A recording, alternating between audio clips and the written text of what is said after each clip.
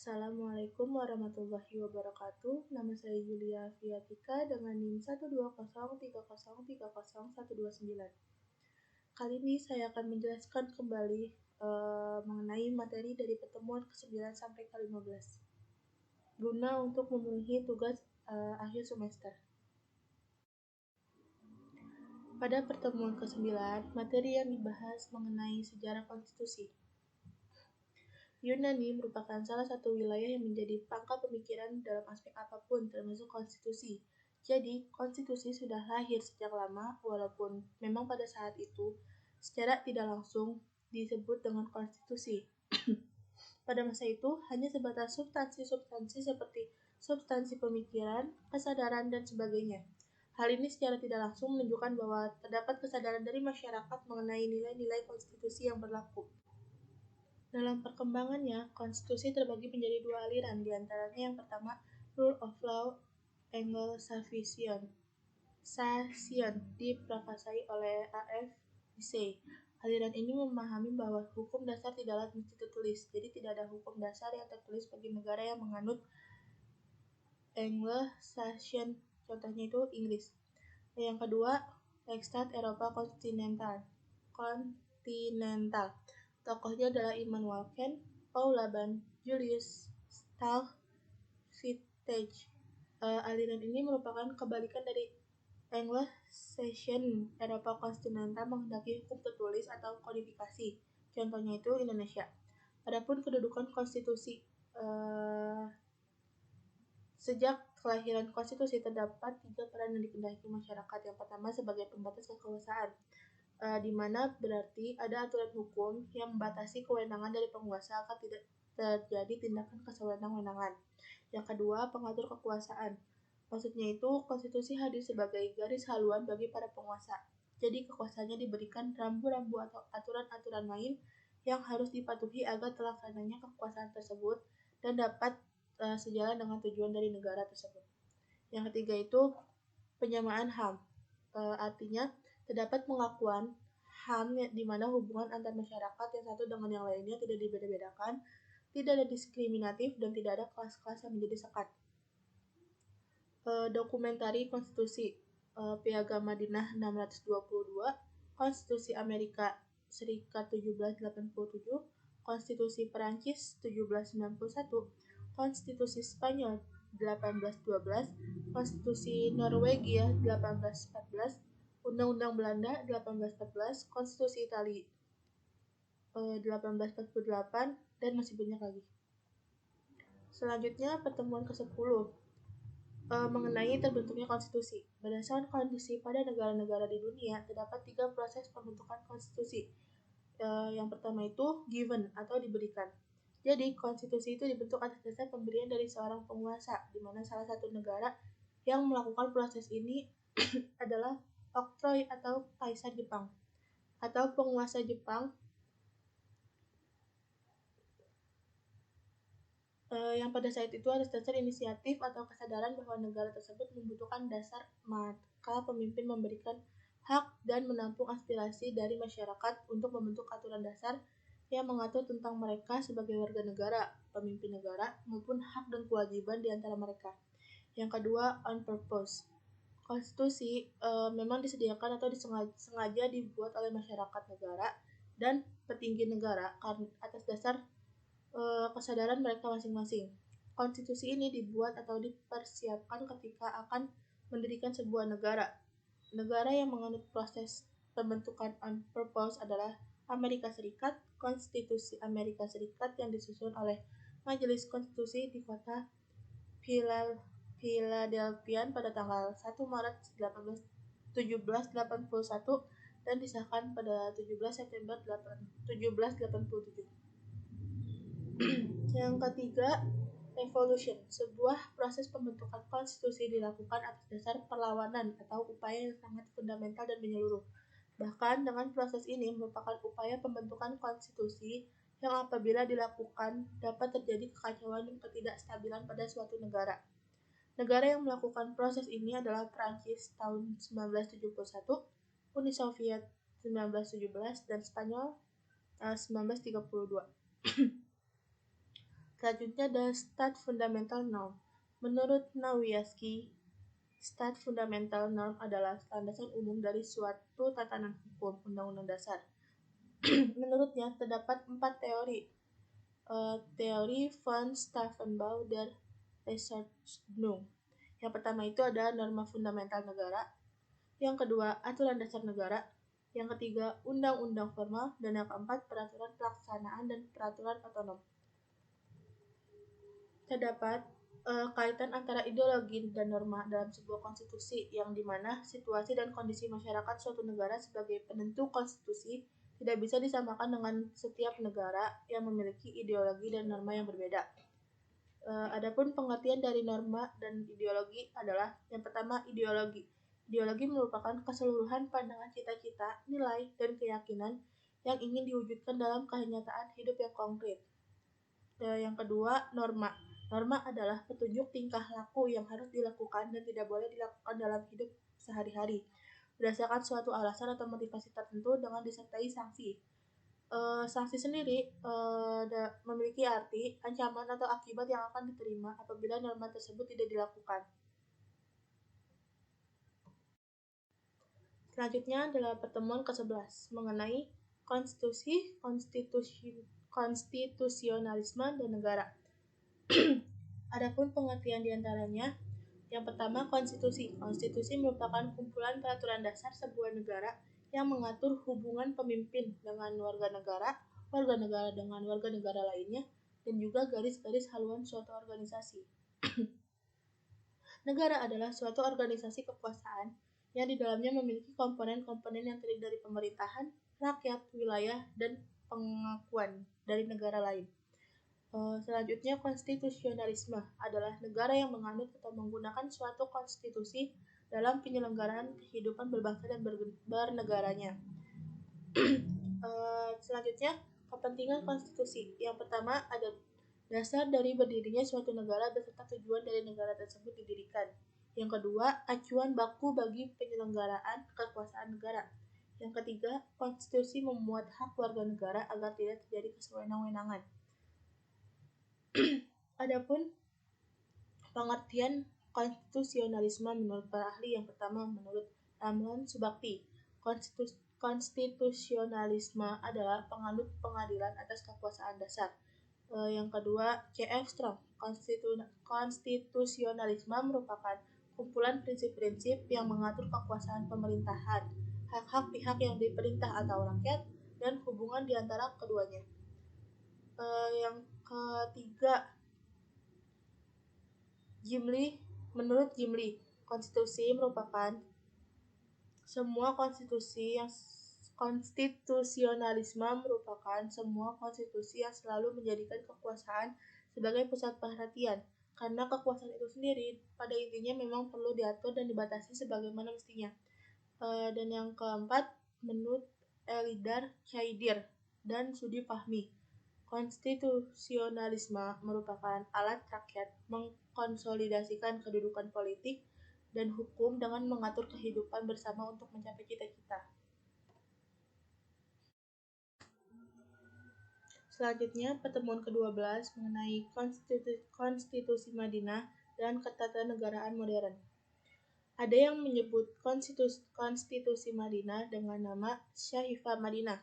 Kemudian ada pula sebutan dari para ahli mengenai konstitusi Madinah. Yang pertama menurut W. Montgomery, yaitu The Constitution of Medina. Lalu Ahmad Sukarja, Syahifat semakna dengan carta dan piagam. R.A. Nicholson memberikan nama charter, dan Anthony Nothing memberikan nama agreement. Selanjutnya mengenai muatan piagam Madinah. Ada tiga hak yang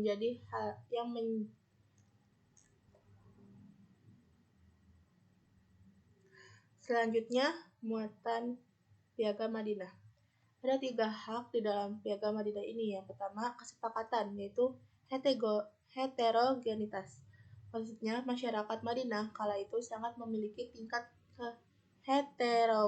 heterogenitas atau kemajemukan yang tinggi, tidak hanya mengenai ras namun termasuk agama. Maka untuk menciptakan keseragaman dalam berkehidupan dijalinlah kesepakatan yang mengatur hak dan kewajiban masing-masing. Selanjutnya persamaan atau kesamaan hak dan kewajiban. Hal ini membahas mengenai hak dan kewajiban baik itu muslim maupun non-muslim. Selanjutnya keadilan atau memperoleh perlakuan adil dari negara dan pemerintah, tidak membeda-bedakan atau diskriminatif. Selanjutnya, apakah Piagam Madinah ini merupakan konstitusi? Di dalam mengenai pembahasan ini terjadi perdebatan antara sarjanawan, di mana ada yang menerima dengan mengatakan Piagam Madinah memenuhi unsur sebagai konstitusi, kemudian ada juga yang menolak dengan mengatakan Piagam Madinah tidak mengatur pembagian kekuasaan. Kedua pendapat ini terdapat hipotesis bahwa sarjana barat alergi terhadap penetapan Piagam Madinah sebagai konstitusi tertua, karena itu akan mencoreng nama baik barat sebagai kiblat peradaban, sehingga mereka tidak mau terjadi kemajuan pada peradaban Islam. Selanjutnya, pertemuan ke-19 mengenai faktor-faktor daya ikat konstitusi. Daya ikat konstitusi setidaknya ada 3 hal yang menjadi penentu kuat atau tidaknya ikatan sebuah konstitusi kepada masyarakat negara. Yang pertama, hukum menurut Kacewar, di mana positif hukum konstitusi itu mengikat karena ia ditetapkan oleh badan yang berwenang membentuk hukum, dan konstitusi itu dibuat untuk dan atas nama rakyat. Yang kedua, politik atau kekuasaan tanpa politik itu zalim. Hukum tanpa kekuasaan itu lumpuh. Karena politik merupakan aktivitas kekuasaan yang sangat berperan untuk menerbitkan hukum dan badan yang berwenang membentuk hukum. Yang ketiga, moral, berkaitan dengan kultur. Menurut Paul Scholten, keputusan moral adalah otonomi atau teonom. Yang dimaksud teonom adalah hukum abadi, yakni kehendak ilahi yang mengarahkan segala ciptaannya ke arah tujuan mereka sebagai landasan yang terdalam dari hukum dan peraturan. Dalam moral juga dikenal sanksi yang bersifat lahiriah melainkan batiniah, seperti rasa malu dan menyesal. Selanjutnya pertemuan ke-14. Pada pertemuan ini membahas tentang sejarah ketatanegaraan Indonesia pra dan pasca kemerdekaan. Sejarah ketatanegaraan terbagi menjadi 3 bagian, yaitu sistem pra-kemerdekaan, pasca kemerdekaan, dan era reformasi. Yang pertama, sistem pra-kemerdekaan terbagi menjadi 2, yaitu penjajahan Jepang dan penjajahan Belanda. Sistem pemerintahan ini ada yang diadopsi dari pemerintahan Barat dan pemerintahan Jepang. Jadi, Belanda dan Jepang ini memiliki cara tersendiri untuk menentukan tentang bagaimana pengaturan ketatanegaraan bagi negara-negara yang mereka jajah. Yang kedua, sistem pasca kemerdekaan atau pada pasca pembentukan Undang-Undang Dasar pada tanggal 18 Agustus 1945. Insinyur Soekarno, Muhammad Hatta pada substansi proklamasi terdapat 3 unsur. Yang pertama, kedaulatan penuh dalam mengatur atau menata sistem ketatanegaraan sendiri. Yang kedua, pemindahan kekuasaan diselenggarakan dalam waktu yang singkat. Yang ketiga, pemberitahuan kepada seluruh rakyat dan internasional. Indonesia mengalami 5 dekade perubahan mengenai perubahan Undang-Undang Dasar atau Konstitusi. Sejak pasca kemerdekaan ini, yang pertama itu Undang-Undang Dasar 1945, berlangsung dari tahun 1945 sampai 1949. Kemudian berubah menjadi RIS atau Republik Indonesia Serikat pada tahun 1949 dan 1950. Kemudian dikembalikan lagi kepada Undang-Undang Dasar sementara pada tahun 1950. Pada tahun 1950 sampai 1959. Kemudian Orde Lama pada tahun 1959 sampai 1965. Dan kemudian Orde Baru pada tahun 1966 dan 1998. Selanjutnya mengenai Republik Indonesia Serikat. Belanda masih tetap ingin menguasai Indonesia yang merdeka dan berdaulat, sehingga terdapat sebuah perjanjian atau persetujuan Linggajati pada tanggal 25 Maret 1947, yang hasilnya di mana Belanda hanya mengakui kekuasaan Republik Indonesia secara de facto atas Jawa, Madura, dan Sumatera, di mana wilayah lainnya itu masih dikuasai oleh Belanda. Yang kedua, Belanda dan Indonesia akan bekerjasama membentuk RIS atau Republik Indonesia Serikat. RIS ini terjadi pada konferensi meja bundar dan berubah menjadi negara kesatuan ke negara serikat. Selanjutnya, Undang-Undang Dasar sementara 1950. Isinya itu Presiden dan Wakil Presiden tidak dapat diganggu-gugat. Menteri-menteri bertanggung jawab atas seluruh kebijakan pemerintah. Presiden berhak membubarkan DPR. Lalu unclearly characteristic parliament system atau tidak memiliki karakter yang pasti, di mana perubahan dari Undang-Undang Dasar 1945 RIS sampai Undang-Undang Dasar 19 UUDS 1950 sebab terjadi kontaminasi politik yang sangat kuat dan tidak stabil pada masa itu. Selanjutnya, Orde Lama. Orde Lama ditandai dengan adanya Dekret Presiden tahun 1950 yang isinya adalah berlakunya kembali Undang-Undang Dasar 1945, dibubarnya Konstituante, dan pembentukan MPRS dan DPAS. Pada masa ini terjadi banyak penyimpangan yang diantaranya adalah terdapat pemberontakan G30 SPKI. Selanjutnya itu ada Orde Baru. Orde Baru ini diawali dengan super semar yang dilakukan untuk menangkal G30 SPKI. Terus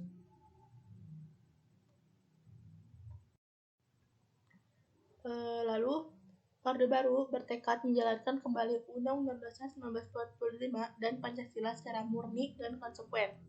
Demokrasi Pancasila di bawah kepemimpinan Soeharto atau dalam sistem presidensial. Yang selanjutnya, pemilu 5 tahun sekali namun tidak demokratis. Kuatnya kekuasaan presiden dalam menopang dan mengatur seluruh proses politik. Terus terjadinya sentralistik kekuasaan pada presiden. Pembangunan ekonomi terlaksana tapi tidak berbasis ekonomi kerakyatan. Selanjutnya, indikator demokrasi tidak terlaksananya yaitu rotasi kekuasaan eksekutif tidak ada, rekrutmen politik tertutup, pemilu jauh dari demokrasi, HAM terbatas, kebebasan politik dibatasi, dan KKN merajalela. Selanjutnya itu sistem era reformasi. Sistem era reformasi adalah era yang dimulai setelah rezim Orba selesai. Sistem pemerintahan Indonesia berdasarkan Undang-Undang Dasar 1945 setelah amandemen tahun 1999 sampai 2002. Undang-Undang Dasar ini diamandemen sebanyak 4 kali, yaitu tahun 1999, 2000, 2001, dan 2002. Adapun perubahan dari Undang-Undang Dasar ini adalah bentuk negara kesatuan dengan prinsip otonomi yang luas. Bentuk pemerintahan adalah republik, MPR bukan lembaga tertinggi lagi, presiden adalah kepala negara sekaligus kepala pemerintahan, kabinet atau menteri diangkat oleh presiden dan bertanggung jawab kepada presiden. Kekuasaan legislatif lebih dominan. Terus presiden dan wakil presiden dipilih langsung oleh rakyat. Selanjutnya, presiden tidak dapat membubarkan DPR. Selanjutnya membahas mengenai penjajahan Belanda. Pada penjajahan Belanda, Indonesia tidak diakui sebagai negara yang berdaulat atau negara yang berdiri sendiri, tapi oleh Hindia Belanda itu diposisikan sebagai anak negara atau bagian dari kerajaan Hindia Belanda. Peraturan perundang-undangan pada masa Belanda ini ada yang disebut dengan Undang-Undang Kerajaan Belanda, yang dimana pengaturan ini bersifat sentralisasi. Kemudian ada State Regeling atau IST, ini supaya lebih mengadopsi kultur negara Indonesia, maka dibuatlah aturan turunan. Pada masa berlakunya ini ada 4, yaitu WET, yaitu dibentuk oleh Badan Pembentuk Undang-Undang Negeri Belanda, yaitu Mahkota dan Parlemen. Selanjutnya ada Maatregelen van Bestuur, AMVB, yaitu dibentuk oleh mahkota sendiri atau Raja Ratu. Selanjutnya, Ordonantie dibentuk oleh Gubernur Jenderal bersama Volksraad. Habis itu ada Regening Verordeningen atau RV, dibentuk oleh Gubernur Jenderal. Kemudian keempat bentuk dari IS ini disebut dengan Algemeen Verordeningen atau peraturan umum. Ada juga yang Lokal Verordningen, peraturan lokal yang dibuat oleh gubernur, bupati, wedana, camat. Peraturan ini dibuat khusus oleh Belanda untuk NKRI pada masa itu yang dianggap sebagai bagian dari kerajaan Hindia Belanda. Adapun sistem ketatanegaraan Hindia Belanda, yang pertama kekuasaan eksekutif, di mana gubernur jenderal dengan kewenangan yang sangat luas dibantu oleh lembaga penasehat. Selanjutnya kekuasaan kehakiman ada pada Mahkamah Kehakiman, dan pengawas keuangan dilakukan oleh Allgemeine Rechnungskammer. Selanjutnya itu penjajahan Jepang. Penjajahan Jepang pada masa Perang Dunia Kedua sebagai penguasa pendudukan yang kemudian menjanjikan kemerdekaan bagi Indonesia dengan membentuk BPUPKI dan berubah menjadi PPKI pada tanggal 11 Agustus 1945. Sebelum melaksanakan sidang, Jepang mengumumkan deklarasi Jepang menyerah kepada sekutu. Hal ini merupakan peluang bagi Indonesia untuk mengumumkan proklamasinya. Adapun sidang BPUPKI dilakukan sebanyak 2 kali, yaitu pada tanggal 28 Mei sampai 1 Juni 1945, itu membahas tentang rancangan dasar negara, dan pada tanggal 1 Juli sampai 17 Juli 1945 mengenai rancangan Undang-Undang Dasar. Adapun kedudukan Jepang di Indonesia, terdapat pengaturan pembuatan sistem ketatanegaraan yang baru berbeda dengan Belanda, di mana kedudukan Jepang di Indonesia terdapat 2, yaitu penguasaan pendidikan dan menjanjikan kemerdekaan. Dengan adanya pembentukan BPUPKI atau Dokuritsu Junbi Inkai, dan seiring waktu berubah menjadi PPKI atau Dokuritsu Junbi Chosakai. Pada tanggal 4 Agustus 1945, Jepang menyerah kepada sekutu.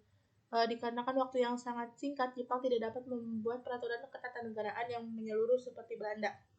Pada pendudukannya, Jepang tidak dibenarkan merubah susunan atau ketatanegaraan hukum di Hindia Belanda, di mana Jepang hanya meneruskan kekuasaan pemerintahan Belanda, dan kekuasaan tertinggi berada pada bala tentara Jepang, bukan kepada pemerintahan Belanda.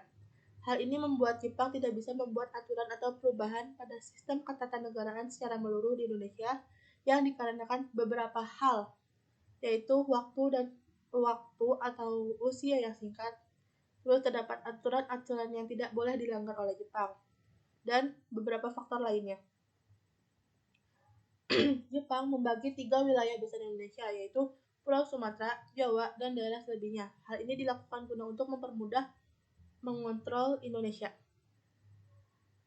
Selanjutnya itu membahas tentang norma pertama dari tata hukum Indonesia, yaitu proklamasi. Pada proklamasi ini menetapkan Undang-Undang Dasar NKRI, terus menetapkan Insinyur Soekarno dan Muhammad Hatta sebagai Presiden dan Wakil Presiden, pembentukan departemen oleh Presiden, pengangkatan KNIP atau Komite Nasional Indonesia Pusat, dan pembentukan provinsi oleh PPKI. Selanjutnya, Stat Fundamental Norm, yang berarti norma tertinggi dalam suatu negara, terus tidak dibentuk oleh norma yang lebih tinggi, bersifat pre-support atau tetap ditetapkan terlebih dahulu oleh masyarakat, terus merupakan norma tempat bergantungnya norma-norma hukum di bawahnya. Adapun Stat Fundamental Norm, yaitu menurut Hans Nawiaskay, yaitu dasar pembentukan konstitusi atau UUD termasuk norma pengubahnya. Constitution menurut Carl Smith, yaitu keputusan bersama tentang dan bentuk kesatuan politik yang disepakati oleh bangsa. Lalu proklamasi dan Stat Fundamental Norm merupakan satu kesatuan yang tidak dapat dipisahkan, terus tertuang di dalam alinea keempat pembukaan Undang-Undang Dasar 1945. Selanjutnya membahas tentang pada pertemuan ke-15 membahas tentang mengenai hukum kewarganegaraan. Warga negara Indonesia adalah orang-orang bangsa Indonesia, dan